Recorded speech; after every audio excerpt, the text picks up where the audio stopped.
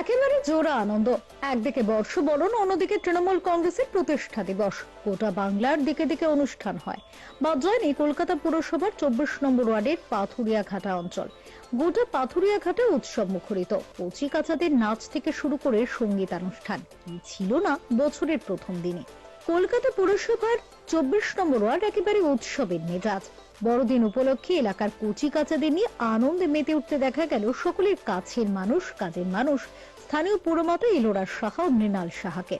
তার আয়োজনে এদিন এই এলাকায় 8 থেকে 80 মেতে উঠেছিল আনন্দে। গোটা দিনই ব্যস্ততায় কাটে পুরমাতা ইলোরা সাহার। বর্ষবরণ শেষে দলীয় কর্মীদের নিয়ে ওয়ার্ডের বিভিন্ন জায়গায় দলীয় পতাকা উত্তোলন করেন তিনি। তুলে ধরেন 1998 সালের এই দিনটির তাৎপর্য। উপস্থিত ছিলেন বিভিন্ন ওয়ার্ডের জনপ্রতিনিধিরা। এদিন বয়স্ক মানুষদের সংবর্ধনা দেওয়া হয় পুরমাতার তরফে। পাশাপাশি লিট্টি চোখা উৎসবের আয়োজন করা হয়। 2026-এর অনেক অনেক শুভেচ্ছা, অভিনন্দন। 2026 সবার খুব মঙ্গলময় হোক, সবার জীবনে সাফল্য আসুক, সবাই ভালো থাকুন, সুস্থ থাকুন, এই কামনা করি। আর রাজনৈতিক দিক থেকে যদি বলা হয়, 2026 আমাদের সামনে আবার একটা লড়াই, বিধানসভা নির্বাচন। যেভাবে বিজেপি গদি মিডিয়া দিয়ে, SIR এর জুজু দেখিয়ে, ইডি CBI এর ভয় দেখিয়ে আমাদের তৃণমূল সরকারকে, পশ্চিমবঙ্গকে ছোট করছে, এবং শুধু এইসব এজেন্সি নিয়ে নয়, আমাদের যারা মনীষী তাদের নামকে বিকৃত করে যেভাবে বাংলার সংস্কৃতিকে হেয় করছে, তাকে ধিক্কার জানানো এবং তার জবাব মানুষ ব্যালটে দেবে। বাংলার মানুষ শিক্ষিত, বুদ্ধিমান, রাজনৈতিক মনস্ক, তাই বাংলার মানুষকে বোকা বানানো সহজ নয়।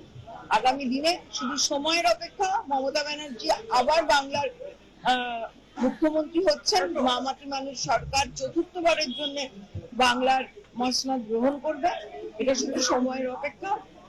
কোনো বাধা, কোনো বিপত্তি থামিয়ে রাখতে পারবে না। আর আমরা তৃণমূল কংগ্রেসের একনিষ্ঠ কর্মী, আমাদের নেত্রীর আসনকে সর্বোচ্চ জায়গায় পৌঁছে দিতে, নেত্রীর সিংহাসন, নেত্রীর মুখ্যমন্ত্রিত্ব বজায় রাখার জন্য যা করণীয়, দলীয় নেতৃত্ব মেনে, দলীয় নির্দেশ মেনে মাটি ময়দানে সবসময় আছি।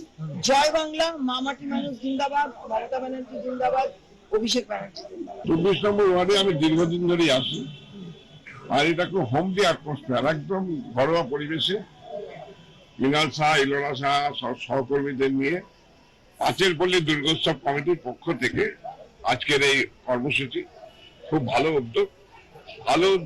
2025 আমরা ছেড়ে দিয়েছি, 2026-এ পদার্পণ করেছি।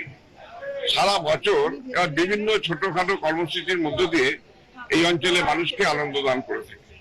তা আমরা যারা রাজনীতি করি, আমাদের লক্ষ্যই থাকবে মানুষের সঙ্গে থাকা, মানুষকে আনন্দ দানের জন্য ব্যবস্থা করা। তো ইলোরা সাহা এই কাজে সম্পূর্ণ সার্থক।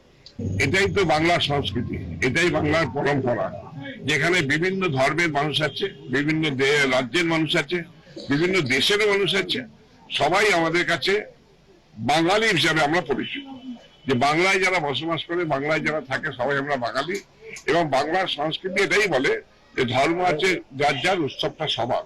এখানে যেমন দুর্গাপুজো, কালী পুজো হয়, এখানে ঠিক সেইভাবে মহরম, ঈদ হয়, গুরু নানকের জন্মদিন হয়, যীশু খ্রিস্টের জন্মদিন পালন করি বড়দিনে। বিভিন্ন জায়গায় বৌদ্ধ ধর্মের অনুষ্ঠান হয়, সেখানে আমাদের বাংলার মাননীয় মুখ্যমন্ত্রী যেমন যায়।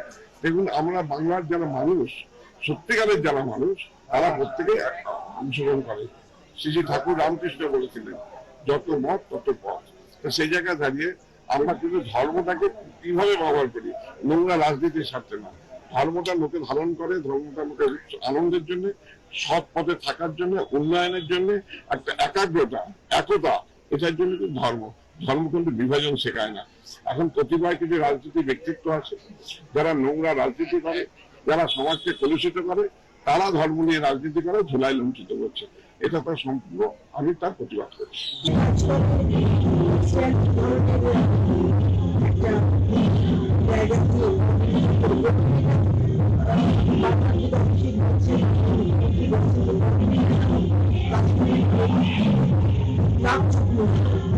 তাদের মাধ্যমে গোটা এলাকায় সবকিছু বিভিন্ন সবার আলোচনা করছে, ঠিকভাবে চলছে কিনা সেগুলো দেখার জন্য সেখানে সে প্রতিদিন কাজ করছে। আমি আন্তরিক কৃতজ্ঞ মাননীয় মুখ্যমন্ত্রী এবং একটা আমার প্রদর্শনীয় হচ্ছে সেখানে আর এই বড়দের সঙ্গে মানে অন্য গুরু দায়িত্ব সম্পন্ন যেসব মানুষগুলো রয়েছে তাদের সঙ্গে কাজ করা, তাদের পাশাপাশি কাজ করা জীবনে একটা বিরাট অভিজ্ঞতা হবে। আর মানিকতলা নিয়ে তো একদম মিলেমিশে রয়েছে। যে 4 বছর আমি একটু আচ্ছন্ন ছিলাম দাদার ব্যাপার নিয়ে, সেই সময়টা পুরো হাল ধরেছে। যদি এবার বাইরের কেউ নয়, এবার ঘরের লোকই দেখবে, এটুকুই স্বস্তি। Bureau report, channel 10।